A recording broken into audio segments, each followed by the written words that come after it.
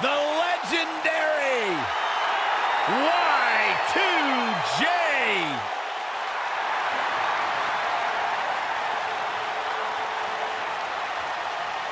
And his opponent, from Winnipeg, Manitoba, Canada, weighing in at 227 pounds, Chris Jericho!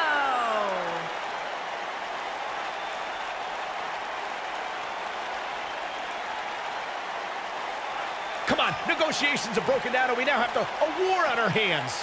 Yeah, they couldn't wait to get a hold of each other.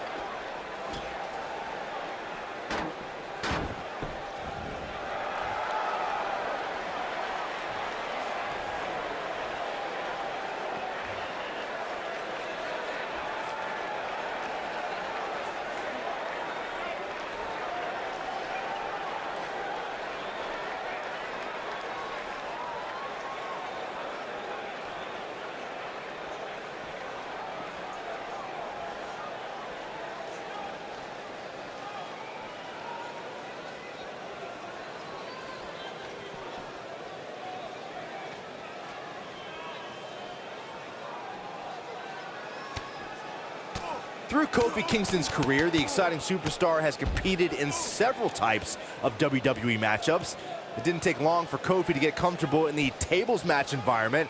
At 2011's TLC event, Kingston took on the Celtic Warrior Sheamus in a tables match for the United States Championship. Kofi was impressive in the match as he combined defense with his unbelievable high-flying assault.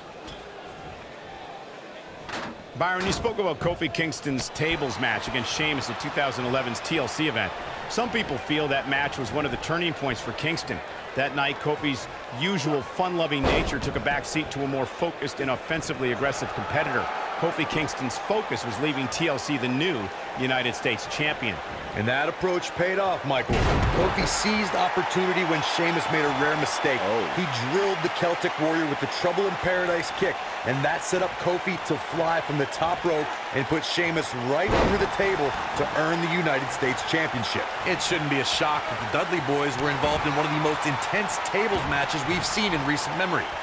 At the 2015 TLC event, the Dudleys called on their Extreme brothers Tommy Dreamer and Rhino to battle the Wyatt family in an 8-man elimination tables match.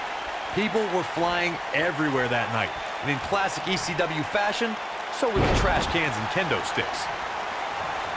The match at 2015's TLC event with the Dudleys, Tommy Dreamer and Rhino versus the Wyatts, was chaos from the second all 8 superstars were in the ring. Braun Strowman was awesome in his destruction of all 4 members of Team Extreme, but the ECW originals kept their focus on making sure each member of the Wyatt family crashed through a table. The ECW's originals love a brawling clash, with the Wyatts' drive to destroy anyone who stepped in their path. The Wyatts took the advantage after Rhino and Devon Dudley were eliminated, and they didn't look back. Bubba Ray took on the Wyatts with everything he had, but the sick power of the Wyatt family was just too much, as seen when Braun Strowman choke-slammed Bubba Ray through the final table.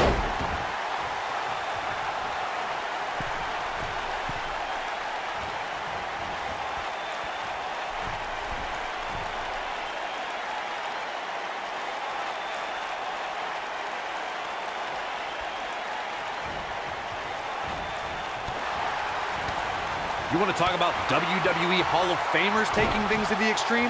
The first time many fans saw somebody put through a table was in 1984. Randy Macho Man Savage drove Ricky Morton of the Rock and Roll Express through a table with a pile driver at the Mid-South Coliseum.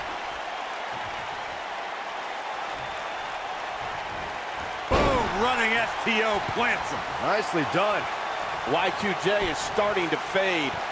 Corey, I remember seeing photos of that horrible scene in wrestling magazines, the pile driver. A long way up. Down with a power bomb. Now that's what I call making a statement. This night could be over for Chris Jericho.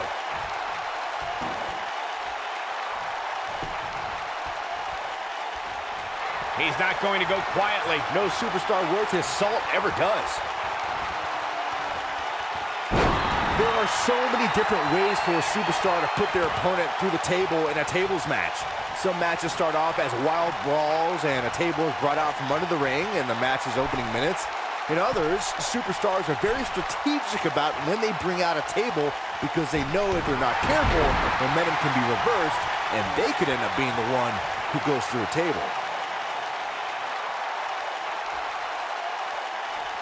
Byron, you talked about strategy that involves a tables match. I was in WWE when the Dudley Boys came from ECW, and you could say that things changed a bit thanks to Bubba and Devon. Something that's also important to remember in a tables match is that it's not important how or where the table is positioned. All that matters is that you put your opponent through it. It's a very simple premise, Michael, but superstars have to be careful. They launch an attack that goes awry, their own momentum can put them through the table and cost them the match. That doesn't include feeling the incredible pain from crashing through a solid wood table. One split second can be the difference. He can turn it on in a hurry. Ouch.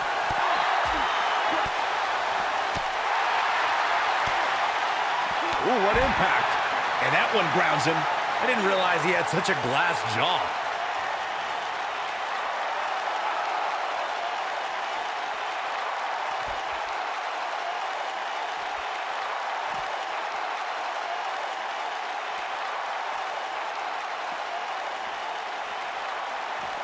He's in a bad spot, guys. I wouldn't be surprised if he hightails it through the crowd.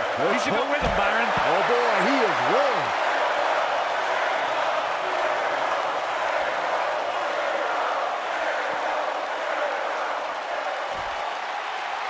Uh-oh. Going for the run. Choke slam! That's what he was looking for, Michael. That'll knock you silly, that's for sure.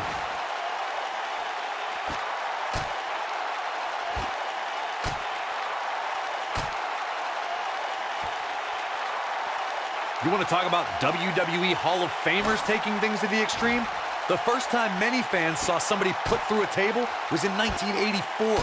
Randy Macho Man Savage drove Ricky Morton of the Rock and Roll Express through a table with a pile driver at the Mid-South Coliseum.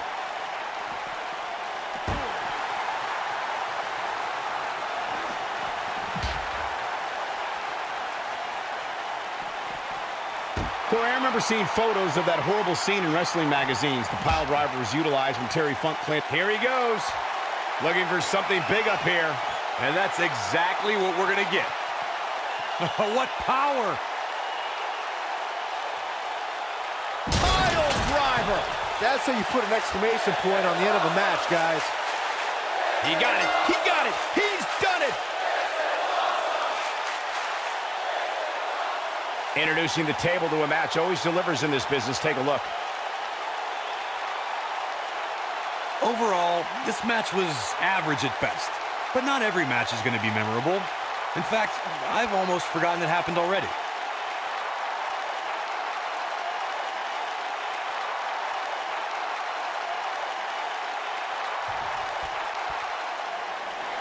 Here is your winner, the Superstar. Big win here, guys! There's nothing more pure than picking up a win in a good old-fashioned one-on-one fight. And it certainly looks like somebody will be plucking splinters from their back for days.